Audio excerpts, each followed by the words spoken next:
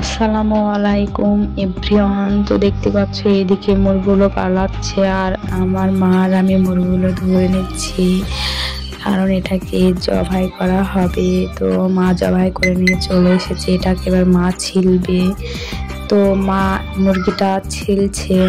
তো মুরগিটা হয়তো অনেকে দেখে বলবে এত ছোট কেন, কিন্তু কি আর বলবো, মুরগিগুলো সব ঘরে পোষা হয়, তো তার জন্য আর বেড়ে ওঠেনি। তো ওর মুরগি পুষতে হলো, আলো বাতাসের প্রয়োজন, তো কি করব, কারো বাড়ি গেলে কটু কথা বলবে, তার জন্য ঘরে পোষা হয়। তো মা এইদিকে মাংসটাকে ধুয়ে নিচ্ছে ভালো করে, এইদিকে কাটা শেষ হয়ে গিয়েছে। তো দেখতে পাচ্ছ ভালো করে ধুয়ে নিয়ে চলে এসছে, এবার রান্না করবে।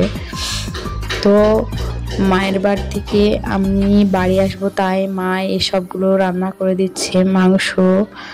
আর মাকে বললাম মাংস আর রুটি করে দাও, তো তাই মা হচ্ছে মাংসটা আগে রান্না করে দিবে, তারপর রুটি করবে।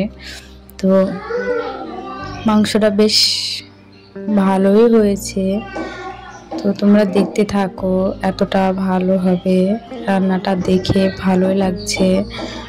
তো আর দেশি মুরগির মাংস আমি অবশ্য খাই না, আমার বর খায়, আমার ছেলেরা খায়, তো আমার ভালো লাগে না। এইদিকে মা মাংসটা রান্না করে রেখে আবার আটা চালছে, এটাকে সানবে।